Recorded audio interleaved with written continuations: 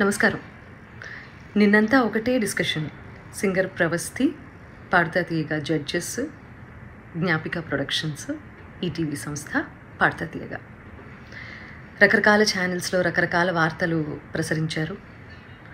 And ఆ అమ్మాయి చాలా యూట్యూబ్ ఛానల్స్కి ఇంటర్వ్యూ ఇచ్చింది, ఎక్స్పోజ్ చేసే ప్రయత్నం చేసింది. బేసిక్గా అంటే ఇవన్నీ ఛానల్స్ వాడిన భాష అండ్ తను ఎక్స్పోజ్ చేద్దాం అనుకున్నాను అని చెప్పింది కాబట్టి ఆ మాట వాడాల్సి వస్తుంది.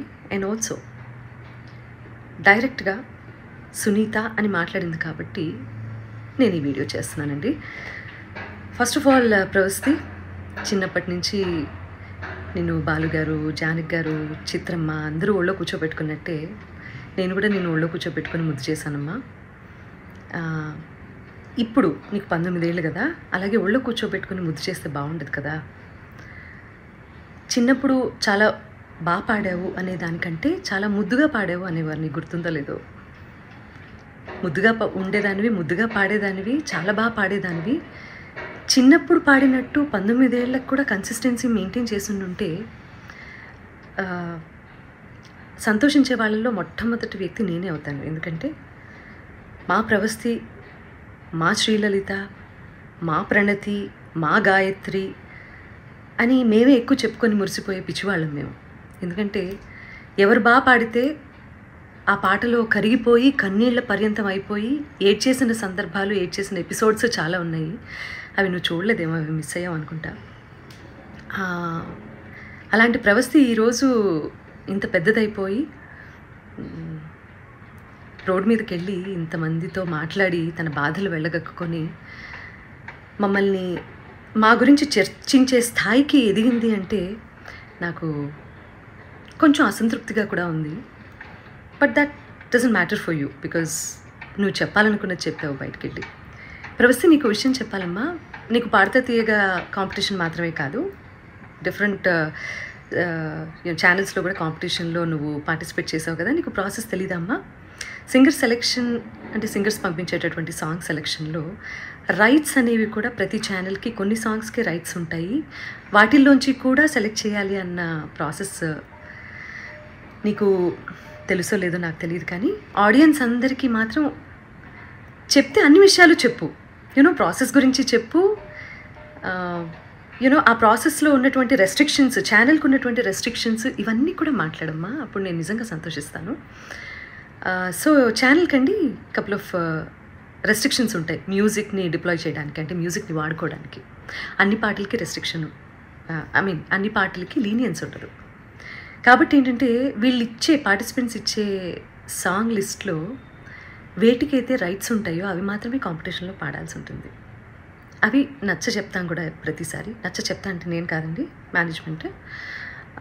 తర్వాత ఎన్నిసార్లు రిపీట్ అయింది అంతకుముందు కాంపిటీషన్లో ఆ పాట అనేది కూడా చూస్తారండి యాజమాన్యం. ఇదంతా కూడా మీకు తర్వాత జ్ఞాపిక వాళ్ళు ఎక్స్ప్లెయిన్ చేస్తారు, ఈ ప్రాసెస్ ఎలా సాగుతుంది అనేది. సో నేను ఏ పాట ఇచ్చినా వాళ్ళు వద్దంటున్నారు, నేను ఏ పాట ఇచ్చినా వాళ్ళు వద్దంటున్నారు అని మాత్రమే ఎక్కువసార్లు ప్రొజెక్ట్ చేసింది తను. రీజన్ ఇది అని మీకు తెలియదు కదా, అందుకని చెప్తున్నాను. సో నేను కొరకొరా చూశాను అని చెప్పి అంటున్నావు కదా నాన్న. సో నేను కొరకరా నిన్ను ఎందుకు చూస్తానో, ఎందుకు చూడాల్సిన అవసరం ఏమిటో నాకు అర్థం కాలేదు.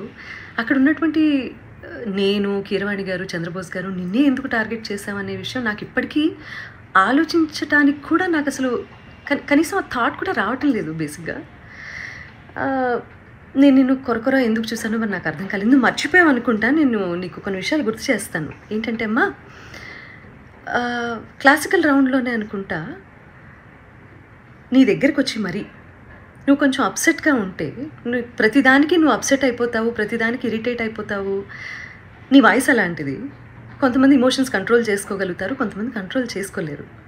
నేను అమ్మ స్థానంలో ఉన్నాను కాబట్టి నేను అర్థం చేసుకోగలుగుతాను.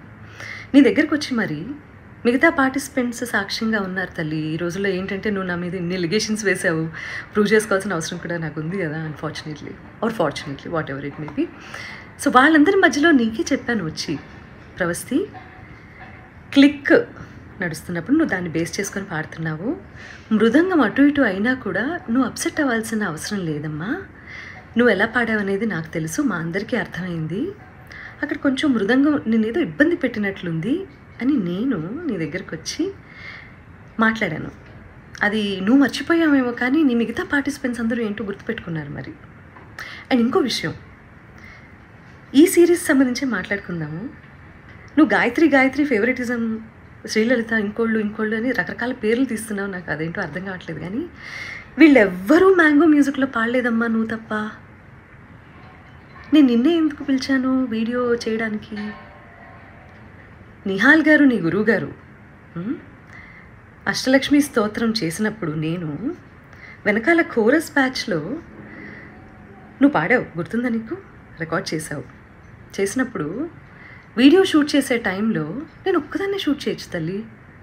నువ్వు బాడీ షేమింగ్ అని మాట్లాడుతున్నావు కదా, నేను వేరే ఎవరినో నలుగురిని నా వెనకాల కూర్చోపెట్టుకుని చేయొచ్చమ్మా. నేను పర్టికులర్గా పిలిచాను ఇంటికి. పాపం ఒంటరిగా నువ్వు మీ అమ్మగారు వెళ్తారు, అయ్యో లేదు అలా కాదు అని చెప్పి మా వాళ్ళు ఏదో ఏర్పాట్లు చేసి దగ్గరుండి పంపించారు నీకు. ఇవన్నీ మర్చిపోతే ఎలా తల్లి నువ్వు? తప్పు కదా. కీరవాణి గారు పెళ్ళి గురించి, అందులో కచేరీ గురించి మాట్లాడారు అని చెప్పి నువ్వు ఒక రెవల్యూషనరీ స్టేట్మెంట్స్ ఏవో పాస్ చేసావు కదా. పెళ్ళిళ్ళలో నేను కూడా పాడతాను, ఓకే? మొన్న రీసెంట్గా ఈరోజు ఇండియాలోనే టాప్ మోస్ట్ మ్యూజిక్ డైరెక్టర్ అయిన అనిరుద్ధ్ కూడా పెళ్ళిలో పాడారమ్మా. ఆయన ఒపీనియన్ ఆయన చెప్పారు. నేను ఇప్పటి వరకు పెళ్లి కచేరీలు ఎందుకు చేయలేదంటే అని వరల్డ్ మ్యూజిక్ డే సందర్భంగా ఒక గొప్ప సంగీత దర్శకుడు ఆయన పాయింట్ ఆఫ్ వ్యూ ఏంటనేది ఆయన ఎక్స్ప్లెయిన్ చేస్తే, నీలో ఉన్న ఇన్ఫీరియారిటీ కాంప్లెక్స్ మూలంగా అది నిన్నే అంటున్నారు అని అనుకొని అది నువ్వు ఓన్ చేసుకోవటం తప్పు కదా తల్లి. అసలు ఎవరన్నా ఫీల్ అవ్వాలి అంటే ఫస్ట్ నేను ఫీల్ అవ్వాలి ఆ ముక్కకి. ప్రవస్తి, నేను మీ అమ్మగారిని నువ్వు అని సంబోధించినందుకు నీకు బాధేసింది, అది అసలు సంస్కారమా అని మాట్లాడావు కదమ్మా.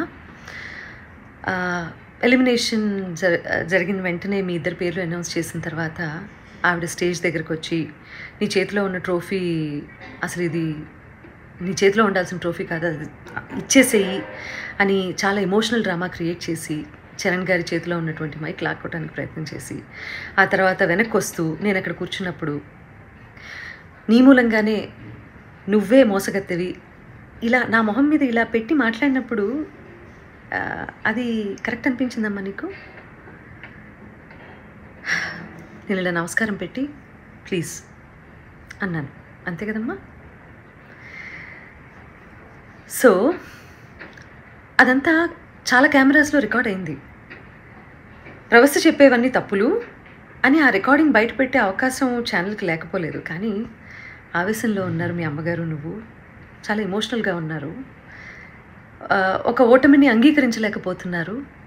కాబట్టి తర్వాత తిరిగి కూర్చొని మాట్లాడదాము అని చెప్పి నువ్వు మీ అమ్మగారు విసురుగా బయటికి వెళ్ళిపోయారు. చాలా ఎమోషనల్గా ఉన్నారు, చాలా ఆవేశంలో ఉన్నారు. మాకు కనీసం మాట్లాడే అవకాశం కూడా ఇవ్వలేదు. చంద్రబోస్ గారు ముందుగా వెళ్ళిపోయారు, ఆయనకి టైం లేదని. కీరవాణి గారు నేను చూడలేనని వెళ్ళిపోయారు. సునీత గారు నా ఎలిమినేషన్ చూడడం కోసమే కూర్చున్నారు. చాలా తప్పు మాట్లాడావమ్మా, చాలా చాలా తప్పు మాట్లాడావు. ఎవరు ఎలిమినేట్ అయితేనో, ఎవరన్నా ఒకళ్ళు జీవితంలో ఓడిపోతేనో సంతోషించేంత నీచమైన క్యారెక్టర్ నాది కాదు. ఈ మాట నీ మూలంగా ఇవాళ చెప్పుకోవాల్సి వస్తుంది. నేను చాలా బాధలు పడ్డాను, నేను కష్టాలు పడ్డాను జీవితంలో. నాకంటే లోయెస్ట్ పాయింట్ అనుభవించిన వాళ్ళు నా తోటి కళాకారుల్లో ఎవరూ లేరని నేను ఈరోజు చెప్తాను. అలాంటి నేను ఒకళ్ళ ఓటమి, నేను ఒకళ్ళు ఏడుస్తుంటే చూసి సంతోషించే రకాన్ని కాదు. ఏడుపు విలువ నాకు తప్ప ఎవరికి తెలియదని నేను ఫీల్ అవుతూ ఉంటాను. నాకే బాగా తెలుసమ్మా ఏడుపు అంటే ఏంటో, ఓటమి అంటే ఏంటో, జీవితం అంటే ఏంటో. ఇవన్నీ మీ అందరికంటే ఎక్కువ నాకే తెలుసు, ఓకే? నేను టెక్నీషియన్స్ని చాలా అవమానిస్తాను, చాలా అగౌరవపరుస్తాను అని చెప్పి ఫస్ట్ టైం నేను అలిగేషన్ అన్న మాట వాడుతున్నానమ్మా. సో అది కూడా నువ్వు మాట్లాడటం జరిగింది. ఏ టెక్నీషియన్ని ఒక్క వీడియో బయట తీసుకొని దయచేసి రిలీజ్ చేయను, ఓకే? నేను మనకి స్నాక్స్ ఇస్తారు చూడు, ఆయన్ని కూడా మీరు అనే అంటానమ్మా.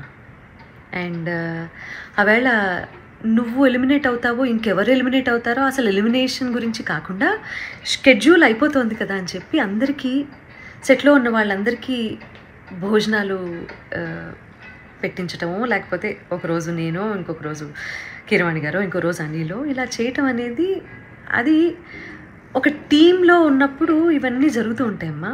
నువ్వు కూడా నేను పెట్టిన పేస్ట్రీ తిన్నావు, మరి బయటికి వెళ్ళి అదేంటో నేను ఎలిమినేట్ అయిపోయినందుకే సునీత గారు పార్టీ ఇచ్చారు అందరికీ అని మాట్లాడుతున్నావు. I seriously don't understand this. నువ్వు ఒకదాన్ని ఇంకో దానికే ఆపాదించి ఫ్యాబ్రికేట్ చేస్తున్నటువంటి తీరు చూస్తే మాత్రం నాకు చాలా అంటే చాలా ఆశ్చర్యంగా ఉంది. అండ్ ఇది మంచి పద్ధతి కాదు. ఇంకో ఆశ్చర్యకరమైన విషయం ఏంటంటే, ప్రవస్తి మీ అమ్మగారమ్మ, సునీతకి పిల్లలున్నారు, కీరవాణి గారికి పిల్లలున్నారు, అనిల్ ప్రవీణ వాళ్ళకి పిల్లలున్నారు, నాశనం అయిపోతారు అన్న శాపనార్థాలు కూడా పడాల్సిన పరిస్థితి వచ్చింది మాకు. ఫైనల్గా కాంపిటీషన్ అన్నప్పుడు ఓటమి ఉంటుంది, గెలుపు ఉంటుంది. ఫస్ట్ ప్లేస్లో ఒకళ్ళే ఉంటారు, సెకండ్ ప్లేస్ ఉంటుంది, థర్డ్ ప్లేస్ ఉంటుంది.